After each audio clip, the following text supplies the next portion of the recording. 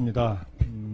우선 질의에 앞서서 저는 지난 역사에서 우리가 과거 김대중 대통령에게 더 씌워졌던 빨갱이라는 망국적인 색깔론 공세가 또다시 이 국회 국정감사 의정단상에서 난무하고 있는 데 대해서 대단히 심각하게 유감을 표시를 합니다. 질의 드리겠습니다. 여러 의원님들께서 흥진호 납포 관련해서 질의를 하고 계시는데요. 차장님, 제가 몇 가지 확인 좀 드릴게요. 지금 우리 어선들이 이 실종이 됐을 때, 이제 실종 상황이 발생했을 때라고 하는 것은 언제를 말씀드리는 거죠? 그렇죠. 어선들은 지금 특히 북한에 근접해서 조업을 할 때는 매일 하루씩 위치 보호를 하게 돼 있죠. 좀 해역마다 좀 틀린데요. 예. 이제 NLL 근방에 있는 특정 해역에서는 하루에 2회 또는 3회 이렇게 위치 보고를 하게 돼 있고요. 수협업 통신국에 무선으로 보고를 하게 돼 있는 거죠. 그렇습니다. 그다음에 근데 위치 보고, 잠깐만요. 위치 보고가 없을 때, 갑자기 사라졌을 때 이걸 확인할 수 있는 방법이 있습니까? 네. 지금 이 거리에 따라서 좀 다릅니다. 이게 통신 장비들을 배가 여러 통신 장비를 장착하고 가는데 거의 대부분이 근거리밖에는 미치지 못하기 때문에 대화태 정도 가게 되면은 그 선박이 신고하지 않는 한 네. 확인이 좀 이번 흥진호 같은 경우에는 본인들이 어선에서 직접 무선으로 위치 보고를 하지 않는 한 어디로 어떻게 실종이 됐는지 알 수 있는 방법이 현재로서는 없는 거죠. 그렇습니다. 네. 그래서 이제 이 위치 보고가 없어지면은 같은 선단인 경우에는 다른 어선들을 통해서 확인한다든지 그런 식의 대체 수단도 강구를 하고 있는 거고요. 네. 자, 그럼 두 번째로 흥진호가 이제 북에 납포가 됐습니다. 납포가 되었다는 걸 알 수 있는 방법이 있습니까? 납포가 됐다는 것을 저희들도 이제 사례로 확인해 보니 납포를 당할 당시에 그 선주가 선장이 저희들한테 신고하는 경우가 대부분이었습니다. 그렇죠. 과거에는 남북 간에 한 라인이 있어가지고요. 아까 어느 의원님께서 2010년도에 대성호 사례를 드셨는데 그때는 남북 간에 한 라인이 살아있을 때입니다. 네. 그렇게 해서 납포가 되면은 바로 연락이 온다든지 해서 납포 사실을 바로 알게 되는데 지금은 남북 간에 한 라인이 언제 끊어졌죠? 마지막 끊어진 게 개성공단 폐쇄할 당시 군 통신선이 끊어졌습니다. 2016년 2월인가 그렇죠? 네네. 네. 그 이후에는 지금 남북 간에 한 라인도 연결돼 있지 않고, 그러니까 과거 정부에서 이런 납포 사실을 최소한 즉각적으로 확인할 수 있는 그런 최소한의 한 라인조차도 남겨놓지 않은 거 아닙니까, 지금? 그런 상황에서 이번 흥진호를 보게 되면은 10월 20일 날 흥진호에서 최종 보고를 하는데 최종 보고 이후에 통신수단을 고의적으로 단절을 했습니다. 확인해 보니까. 위치 보고도 미이행하고. 그러다 보니까 일단 그때부터 해경과 관계기관은 합동으로 수색을 시작을 한 거고요. 그리고 선주 측에서도 10월 22일 날 허위 보고를 합니다. 파워포인트 좀 띄워보시겠어요? 지금 보시면은 최종 보고한 위치가 2번입니다. 10월 20일 날. 그리고 통신수단을 끊고 들어가서 북해역에서 조업을 하다가 21일 날 납포가 됩니다. 근데 22일 날 선주 가족 측 그리고 선주 측에서 3번 위치에서 최종적으로 조업을 하고 있었고 자기들이 통신을 했다라고 허위 보고를 한 거 아닙니까? 네. 그래서 그 주변을 이제 수색을 한 거죠. 그러니까. 네. 그리고 22일 날은 청와대 위기관리센터에 어쨌든 장기 실종 상황이니까 상황 보고가 된 거고. 그리고 24일 날 안보실장께서도 상황 보고를 받으시고 그 이후에 매일 1일 상황 보고를 받으신 거고요. 네. 그리고 26일 가야 선주 가족들도 경찰청에 이제 이게 뭐 좀 이상하다고 문의를 하는 그런 상황이었습니다. 그러다가 27일 날 북한 조선중앙통신이 납포를 발표하고 그날 저녁에 기원한 겁니다. 저는 이 과정에 정부 측에서 납포된 이후에 납포 사실을 확인도 못하고 무능하게 뭘 했냐라고 하는 그런 문제 제기는 좀 적절하지 않다고 봅니다. 오히려 거꾸로요. 앞으로도 이런 일이 발생하지 않도록 재발하지 않도록 하기 위한 대책을 얘기해야 되는 거 아니냐. 우선은 이런 식으로 직접 위치 보고를 하지 않으면은 실종 사실을 알 수 없게 되어 있는 이 부분을 개선을 해야 되지 않겠습니까? 네. 예, 정부 측에서 개선 대책을 갖고 계신가요?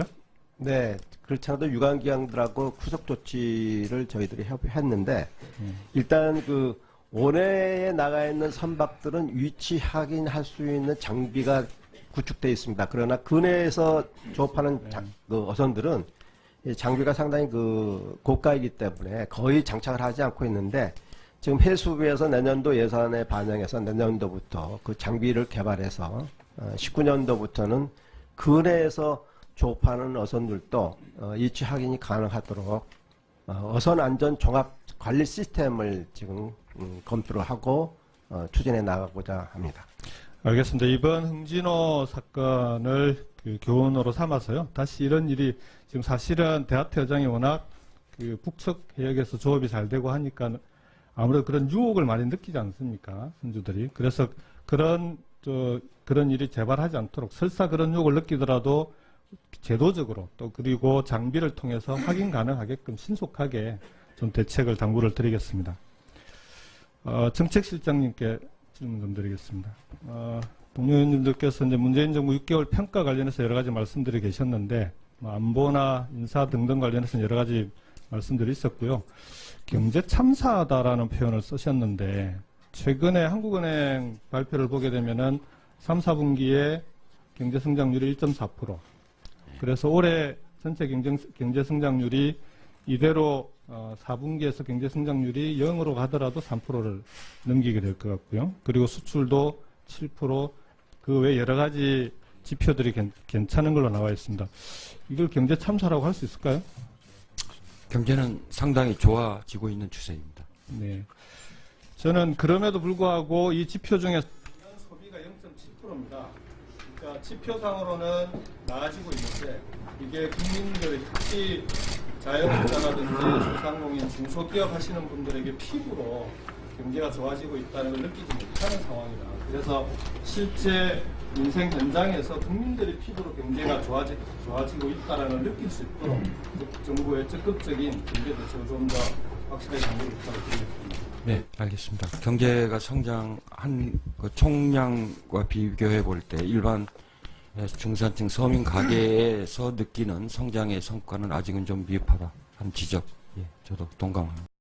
통신수단을 끊고 들어가서 북해역에서 조업을 하다가 21일 날 납포가 됩니다. 근데 22일 날 선주 가족 측 그리고 선주 측에서 3번 위치에서 최종적으로 조업을 하고 있었고 자기들이 통신을 했다라고 허위 보고를 한 거 아닙니까? 네. 그래서 그 주변을 이제 수색을 한 거죠. 그러니까. 네. 그리고 22일 날은 청와대 위기관리센터에 어쨌든 장기 실종 상황이니까 상황 보고가 된 거고. 그리고 24일 날 안보실장께서도 상황 보고를 받으시고 그 이후에 매일 1일 상황 보고를 받으신 거고요. 네. 그리고 26일 가야 선주 가족들도 경찰청에 이제 이게 뭐 좀 이상하다고 문의를 하는 그런 상황이었습니다. 그러다가 27일 날 북한 조선중앙통신이 납포를 발표하고 그날 저녁에 기원한 겁니다. 저는 이 과정에 정부 측에서 납포된 이후에 납포 사실을 확인도 못하고 무능하게 뭘 했냐라고 하는 그런 문제 제기는 좀 적절하지 않다고 봅니다. 오히려 거꾸로요. 앞으로도 이런 일이 발생하지 않도록 재발하지 않도록 하기 위한 대책을 얘기해야 되는 거 아니냐. 우선은 10년도에 대성호 사례를 드셨는데 그때는 남북 간에 한 라인이 살아있을 때입니다. 네. 그렇게 해서 납포가 되면은 바로 연락이 온다든지 해서 납포 사실을 바로 알게 되는데 지금은 남북 간의 한 라인이 언제 끊어졌죠? 마지막 끊어진 게 개성공단 폐쇄할 당시 군 통신선이 끊어졌습니다. 2016년 2월인가 그렇죠? 네네. 네. 그 이후에는 지금 남북 간의 한 라인도 연결돼 있지 않고, 그러니까 과거 정부에서 이런 납포 사실을 최소한 적극적으로 확인할 수 있는 그런 최소한의 한 라인조차도 남겨놓지 않은 거 아닙니까, 지금? 그런 상황에서 이번 흥진호를 보게 되면은 10월 20일 날 흥진호에서 최종 보고를 하는데 최종 보고 이후에 통신수단을 고의적으로 단절을 했습니다. 확인해 보니까. 위치 보고도 미이행하고. 그러다 보니까 일단 그때부터 해경과 관계기관은 합동으로 수색을 시작을 한 거고요. 그리고 선주 측에서도 10월 22일 날 허위 보고를 합니다. 저 파워포인트 좀 띄워보시겠어요? 지금 보시면은 최종 보고한 위치가 2번입니다. 10월 20일 날.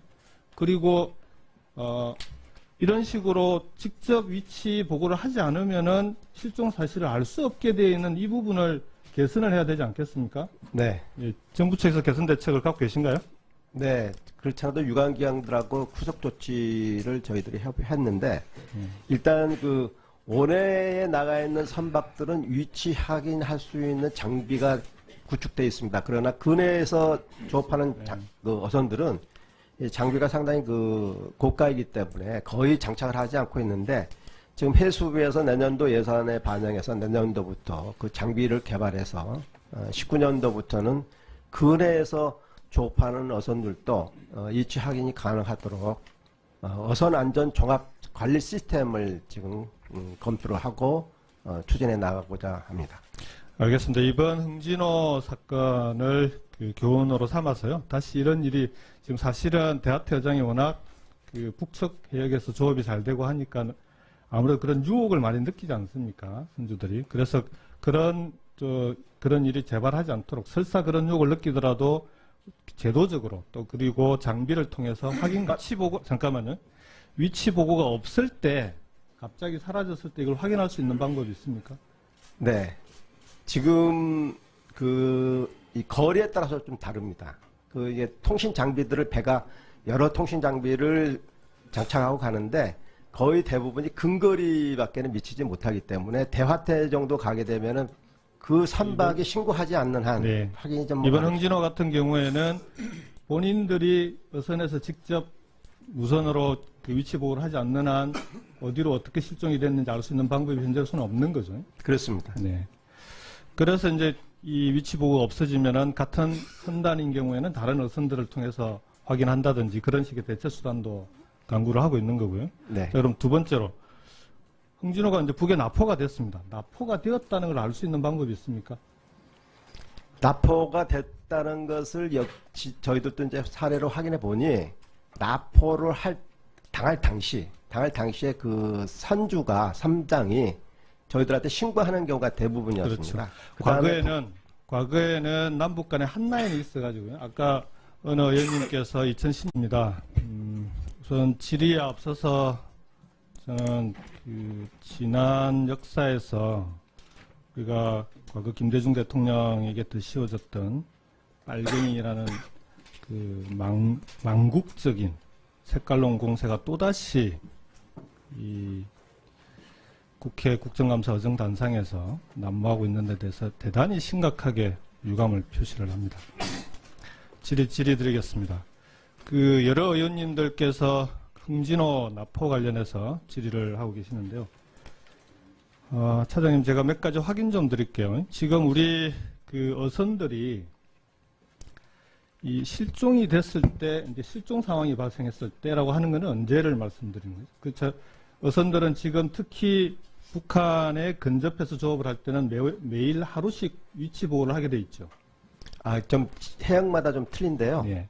이제 그 NLL 근방에 있는 특정 해역에서는 하루에 2회 또는 3회 이렇게 그 위치 보고를 하게 돼 있고요. 그 수협업 통신국에 무선으로 그 보고를 하게 돼 있는 거죠. 그렇습니다. 예. 그다음에 근데